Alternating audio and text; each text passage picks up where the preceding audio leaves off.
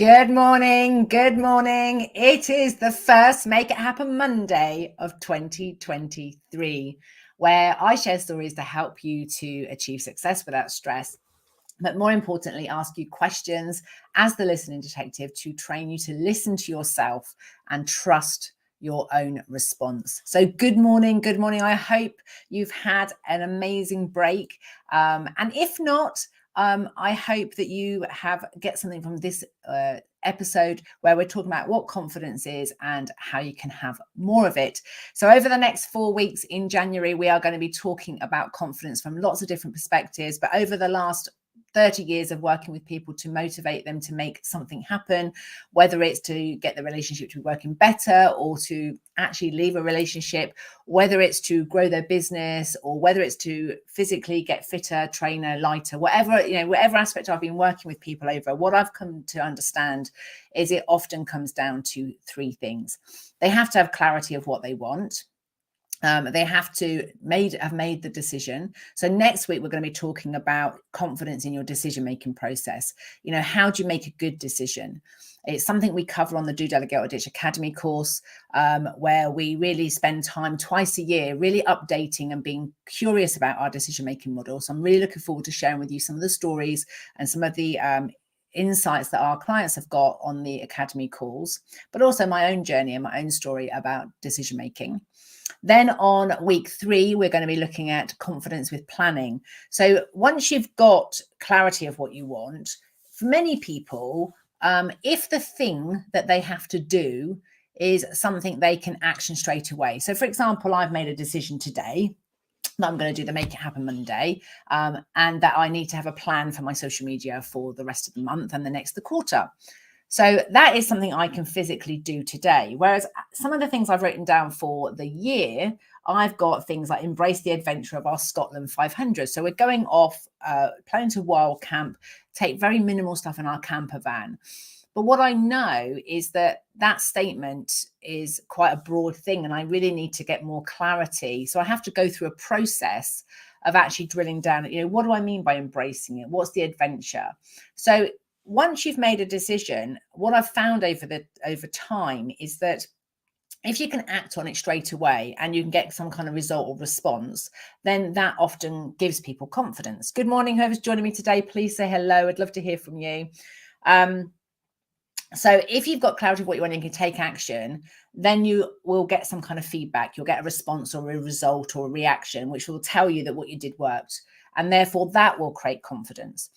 But for other people, if the thing that they've got to do, they're not unsure how to do it, or it takes longer than they'd like it to, or they anticipated it was going to, then we can often lose confidence.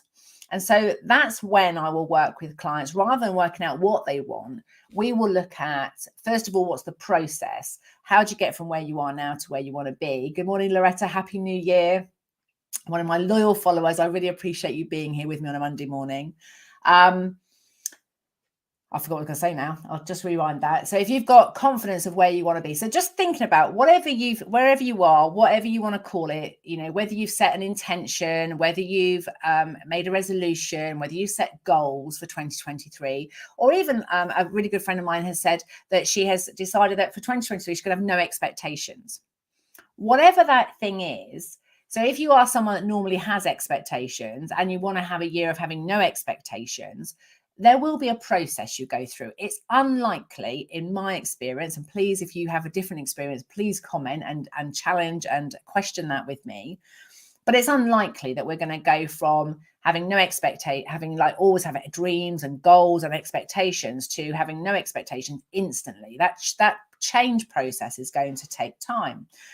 And what most people don't do, in my experience, is map out what might be the first thing you do. So if you want to go from having expectations to no expectations, or you want to go from lacking confidence to more confidence, what would be the first thing? So for you today, if you're thinking about confidence, first of all, confidence for you is like what? Now, for me, confidence can be a feeling. It's kind of a sensation. But when I think about that feeling of confidence and I think about where it comes from, what happens before I have that feeling, For me, it's usually familiarity. I've done it before. So I've done it, I've taken action, and I've got some kind of response or result that says it's okay. So I know, for example, I didn't really spend a lot of time before coming on the call today because I've done these for like the last 14 years lives. I kind of know what I'm going to do. I know how they're going to work. I trust the process. There's always some lovely like Loretta that turns up and I'm not talking to myself. So thinking about your own confidence model, confidence for you is like what? So I have a feeling in my guts. That's where it is for me. So, you know, just notice for yourself. I notice that my shoulders are usually down and more relaxed. My neck is a bit more, you know, I'm a bit taller perhaps. But there's also a really sort of a deep knowing. So I've got another confidence that's up here in my heart, which is more about trust. That when I haven't done something before, then it's about really, I trust that I can learn new things, that I've been in this unfamiliar place before and I've come out the other side and it was okay.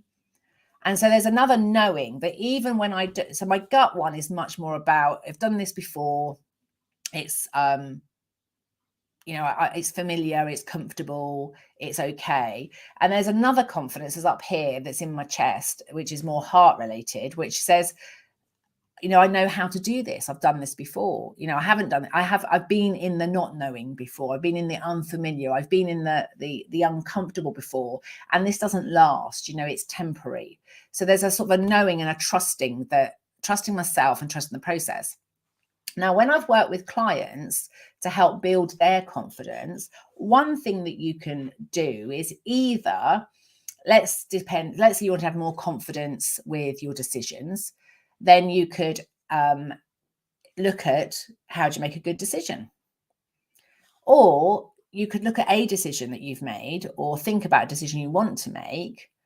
And with that sort of filter of confidence, start to be curious about what kind of decision. So over the years, what I've learned is that the thing that people lose confidence with a lot is their ability to make a good decision.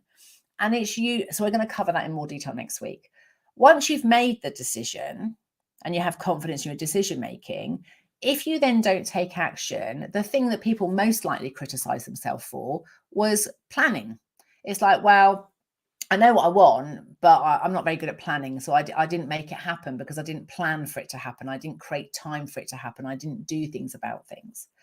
And then the third thing that often came up and people criticize themselves was they say they're not very good at managing their time, which is, in my mind, that's the same as planning. Time management is really, you have to make a decision and you plan it. But what was interesting is when we started to ask questions about time, it was much more about people's relationship with time. It was much more about their, you know, if they had a story and their narrative about time was about, you know, I'm running out of time. I've got to do this quickly. I haven't got enough time, or, you know, everything's going too slowly. It's not going fast enough. You know, if I'm not doing it quickly enough, I'm not fast enough, then they would lose confidence. But equally, if they were feeling like they were running out of time and things weren't happening quick enough, they could also lose confidence.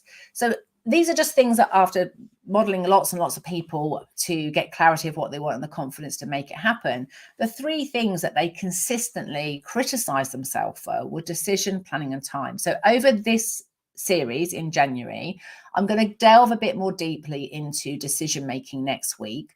The week after, we're going to delve into planning, because there's quite a lot around spatial awareness and how we hold information, how we recall information, which is why there really very rarely will ever be a planning tool that will work for you, and why learning about your own planning processes means that you can combine the various tools that are available, whether it's digitally or notebooks or vision boards, whatever it is for you. I'm going to talk more about that on the week 3. And then week 4, we're going to talk more about time. We're going to be talking about your relationship with time and how that in fact impacts your confidence and your decision making. But let's just bring it right back today to confidence. And Loretta, you've got your confidence is reassuring. So I'd love you to tell me a little bit more about what that means to you. So when you say your confidence is reassuring, what kind of reassuring? And what happens to your own confidence? Because I know for me, if I think about confidence when it's in my heart, it's like In fact, I just remembered I developed this years ago as a metaphor, as a resource. It was like a big gold heart, and the gold heart comes really up high, and it's almost like and it pushes my shoulders up and back.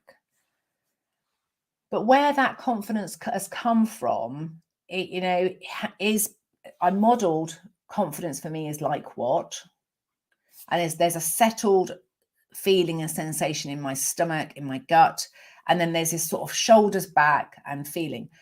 Once I knew that's how confidence was for me, then when I haven't got the language for it, I haven't got the words, if I simply put my shoulders in that position, if I breathe and settle any sensations that are going on in my stomach, I can bring my body and my mind back to a place of confidence. So I can come back to this resource, this metaphor, as an anchor for my own confidence. But when I started to explore where does gold heart come from, I discovered a bit like if I was making a gold heart for jewelry, then it's lots of little bits of gold that have been collected. It's been melted down, and then it's been I'm not sure the proper term. I imagine myself in a blacksmith now, sort of hammering it out, and I'm making, and then I've had to keep going until I've shined it. It's taken time to develop that confidence, and where that's come from for me has been is three things. It's been knowing my own process.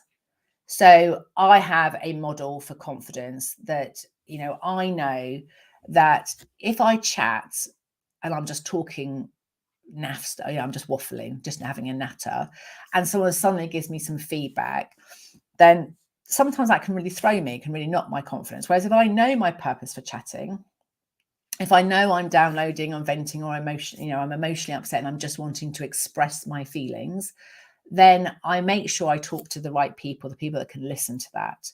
If I'm chatting because I want help, then I'm clear when I start talking that I want other people's opinions or ideas or suggestions.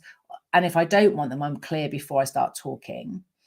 If I need questions to help clarify and to narrow my thinking down and actually get it down to, challenge me to sort of listen to what I'm actually saying, i.e., do I want coaching? Then before I start talking, I tell people that's what I need. And sometimes, because I'm human and everybody else that I know does this, and you could perhaps let me know, Loretta, if it's the same for you, and sometimes I start talking, and the first time that I realise that I haven't been clear before I started, or perhaps I didn't know before I started chatting, is when someone reacts or responds in a way that isn't resourceful for me, that it kind of knocks my confidence. So I see this happening all the time, where people go to talk to people about the problem, something that's going on, but they're not really clear what response they want, or feedback or reaction they need or want from the other person in order to stay confident, in order to be confident with the next decision. And so what happens is you go and talk to people about the problem, and they perhaps go, have you thought about this? And could you do this? Or I'll do this for you. And they try and help you because you sound that you're in trouble, maybe coming from a place of victim, that you're not okay. And sometimes what can happen is when you start chatting like that and you get a whole load of new stuff coming in, you go away with more problems than you arrived to that conversation. And that can knock confidence. So for me, understanding that when I talk, whether it's on social media, whether it's to my husband, my children, friends and family, that I recognize that my actual confidence is impacted by the response that I get. I can't guarantee the response that other people are going to do, but what I can take responsibility for is being very conscious about why I'm chatting in the first place. And I can set my listeners up for success by saying, can I just download and vent to you? Because I know I'll feel better after, I'll feel more confident. Or can I talk to you and can you give me some ideas? Or can I talk to you and you ask me some questions because I need to clarify my thinking? So getting to know that about myself in terms of confidence really was one of the big things that made a big difference. Because if you imagine the word spelling confidence, the E, which is my process, the E was engaging with evidence-based feedback. And what I realized is I would lose confidence. There'd be a little chink in that gold heart if people gave me feedback like, oh, you're waffling too much, or you're overthinking, or you just need to get on with it, or I remember someone telling me I needed to get rid of my hat because it's a confidence crutch, those sort of things. So that sort of stuff would chink my armor. Well, what I started to realize is that I often got that feedback if I was chatting without any real clarity of my purpose for chatting. Maybe I was just sharing an experience. So basically, if I do start chatting and I get feedback that doesn't feel comfortable or doesn't feel helpful, what I've learned to do is engage with that feedback and ask questions so if they say that I'm overthinking, I'll go, well, what do you hear and see that says I'm overthinking? Now, that can create some challenges for some people because they'll go, oh, let's see, you're doing it again, you're overthinking. But the more I've got to know myself, the better I know me. I'm okay with the fact that overthinking is subjective. Maybe I'm overthinking for the other person. Maybe to them it sounds simple, but for me, it's a complex decision. And so being able to ask questions, and ultimately what I've come to the conclusion is, if I can't ask the person a question to tell me why they think what they think, i.e. can I have evidence-based feedback, then actually that's when I have to learn to just ditch that feedback. Because someone just giving me their opinion and telling me what they think I should do without being willing for me to ask questions to get clarity and confidence on how I might get from where I am now to where their thinking isn't resourceful and useful to me. And I live and love lots of people in my life that are absolutely gorgeous friends and family members who are exactly like that. But they're not the people I chat to when I've got a big problem. If I've got something to really sort out, if my confidence is a bit low, I know better now than to talk to those people about that stuff, because it won't make me feel any better. It won't be resourceful. Loretta's put, yeah, I changed tack midway through that.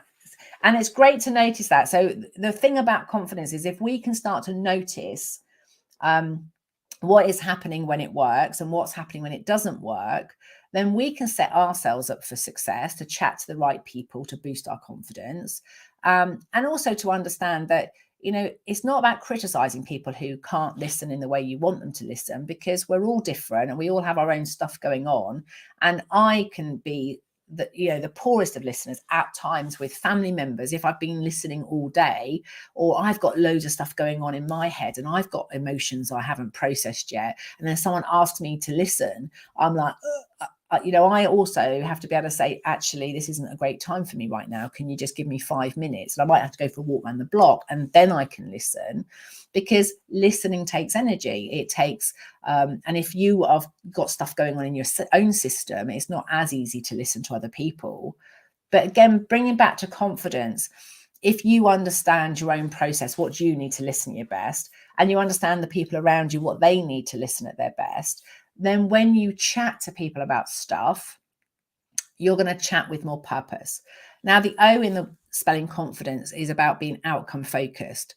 Probably one of the best things I ever learn is, if I chat to people, if I'm going to talk to them about a problem, if I can tell them what I'd like to have happen, then it's much easier for them to listen, but it also trains my own brain to talk about the outcome, the solution, rather than the problem.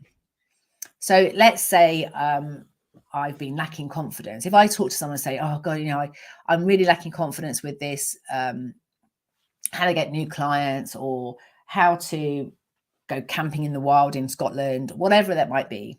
Okay.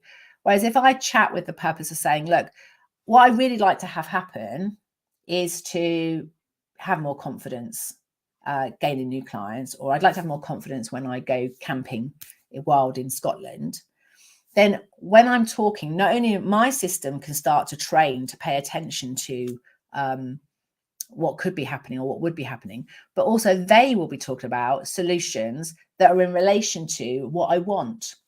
If I talk about what I don't want and what's not working, people come up with all sorts of random stuff. And I always quote Leslie Downs' TEDx talk.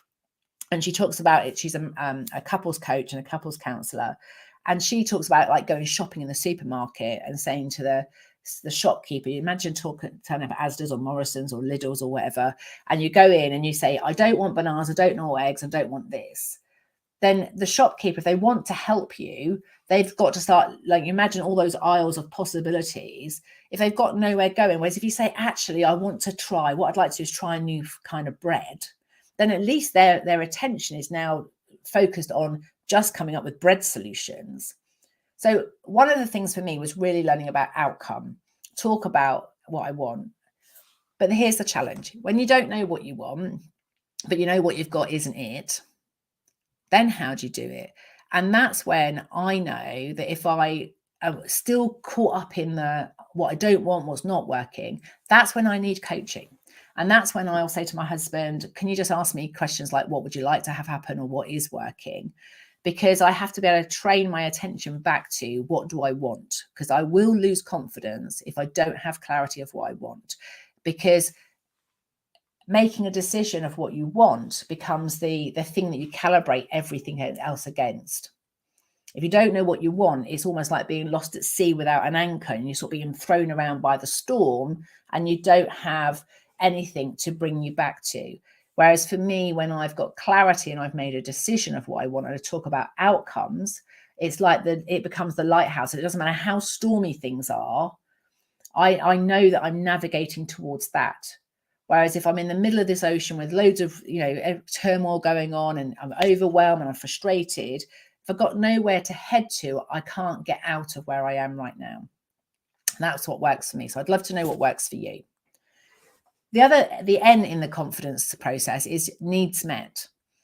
So understanding how you need to be, what kind of resource and support might you need in order to be able to chat with the purpose of talking about what you want. And that's where, for me, coaching and being asked questions makes a massive difference. The F stands for focus on strengths and resources. So whether you want confidence generally, so if you think about confidence for you is like what, and you get a model for confidence for you, then you'll have your own model for confidence. As I have my model, and I have my gold heart of armor inside, but I also have, pardon me, I also have obviously belching. Haven't had to talk to a video for a little while, obviously forgotten how to clear my system. But I've also got my process. So if I'm losing confidence, I think, well, am I chatting with purpose? Am I talking about my outcome? What are my needs at the moment? Am I focusing on, if it was just the way I'd like it to be? So, and also if you want confidence in something specific, like speaking online, whether you want confidence to speak up in your relationship and ask for what you want, whether you want confidence to ask for the business, whatever it might be, you can also focus on, when you have done it before, that was like what, or what is working, or what has worked. Or you could do it from imagination. If you assume that it's not working right now, you must have a model of what it would be like if it was working, because that's how your system is calibrating that it's not working. So actually thinking, okay, what do you imagine other people are doing? Or what do you imagine it might be like if it was just the way you'd like it to be? So focus on your strengths. The other thing I've learned with confidence is that it's often as simple as I haven't taken a break, that I haven't paused.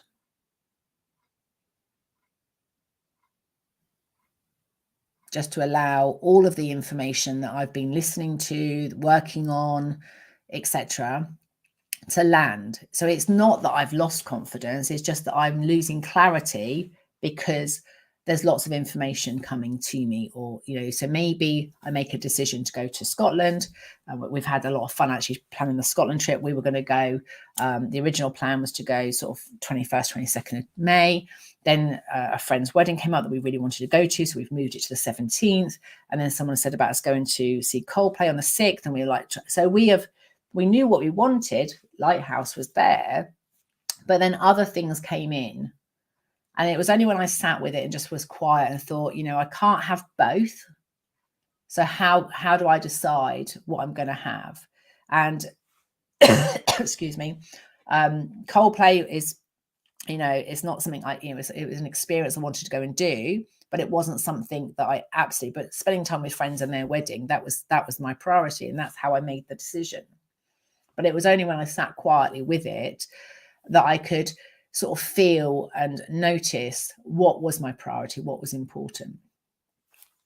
So I stands for interval in the spelling of the word confidence. D, develop solutions. Now, over the years, I often started with people at developing solutions, i.e. outcome focus. I'd ask them what they want to have happen. But what I've learned over the years, if they don't know what their needs are, they don't know what they need to work, learn and live at their best. They don't know what kind of listening they need. They don't know what kind of questions work for them. They don't know what kind of feedback works for them. Sometimes when I asked them what they'd like to have happen, they were asking for things that didn't include what they needed to be at their best. They were asking for things that maybe other people had, or they thought they ought to have or should have. And so that's when we really started to unpack how people have made the decision. So if I ask you what you'd like to have happen in the outcome and it instantly creates confidence and you take action, great. But if you don't take action, my experience over the years is that it's often because the way that you make your decision isn't inclusive of you. So maybe it's about what other people want you to do, or it's in service of other people, maybe your clients, your business, your staff, your team, your children, your parents. But what you haven't included is what you need in order to be at your best with those people that matter to you. And so even though you're saying that's what you want, you won't have the confidence because your own system knows that you're going to be stressed or make yourself ill or something's going to happen for you. So it's about developing solutions with your strengths and your needs and wants in mind. And if you don't know what they are, then sometimes that is a process in itself. It's about practicing, learning how to listen to yourself, because I certainly didn't know how to listen to myself. I was great at listening to other people, but not so great at listening to me. So that's something we do. That's why the academy runs over 12 months, is because it's a process of, gradually developing that muscle to really hear what you really want, and then have the confidence to actually ask for it and be okay with the fact that, you're suddenly going to ask for things and it's a bit of a change for other people. So there might be a bit of feedback that isn't particularly pleasant to receive. But when you've got confidence it's the right thing for you, then you can have that resolve to listen to how other people react. And I'm aware of time, and I really wanted to make sure I finish on time today. So I'm going to whistle stop through the rest of the confidence, just because most of this now is about, once you've developed a solution with your needs and your strengths in mind, the reason we can lose confidence is because when things change, we don't take the time to embed that learning. And so let's say you now know better, and you know that actually it's better if you get up at this time, or it's better if you stop and take a break. Sometimes we just keep running on autopilot and doing the whole behavior. So we have to take the time to actually go, so what do I know now? Which is why at the end of all these videos, a part of the Make It Happen Mondays, as I ask you, what do you know now and what would you like to have happen? So that you're not just sat here watching my videos, listening to me, that you're actually embedding what you've learned. So if you don't, if things become a bit overwhelmed or frustrated, stopping and saying, what do I know now and what difference does knowing that make, can be all the thing you need to be able to maintain confidence. Is actually, yeah, it didn't work, but what did it teach me? So, and it might be, oh my gosh, I've done that 25 times and I really do want to change that behavior. The N stands for notice and celebrate change. Change is probably one of the biggest things that will take away confidence. Change is the one constant and guarantee in life. Everything, cellularly, we're changing as human beings. We're, even when we stand still, we're on a planet that's moving. So our perspective is always changing, even when we don't realize it.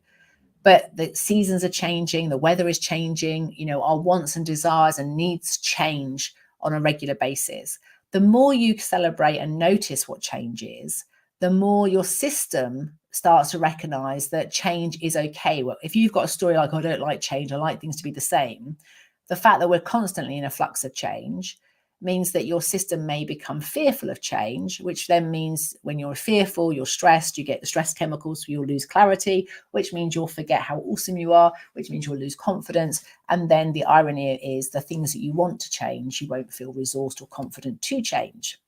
So one of the quick ways to keep your confidence there is to start to notice what has changed. So when I look at decision making next week with you, one of the things that people often criticize themselves for when it comes to decision making is because they didn't go ahead with the decision. They think they must have made a bad decision in the first place. But usually something's changed. And so therefore the priorities change, and therefore the decision needs to change. And so it was a good decision at the time, but now the things need to change. So on the N is notice and celebrate change. The C, which we'll talk about more on week 3, is create a plan, which we'll talk about that more. And the E, the last one, is engage with evidence-based feedback only. So I'm going to give myself some feedback. I plan to finish early today, make sure I finished at past, because I got some feedback that people don't like watching live when they don't know what time we're going to finish. So on that note basis, I'm going to do my darndest to make sure we finish at past. I hope you've enjoyed it. It's been a case of me getting back into flow with the new year. Please do leave me a comment. If you're on my YouTube channel, please subscribe to it. Please like the video. It does gives me the feedback that what I'm doing is making a difference and helping you. If you're on Facebook or LinkedIn, please leave a comment or like it, or just let me know, even if a private message, if you've taken anything away from the video, because it really does help boost my heart. It makes my gold heart shine inside, and it means that I love showing up even more when I get that feedback.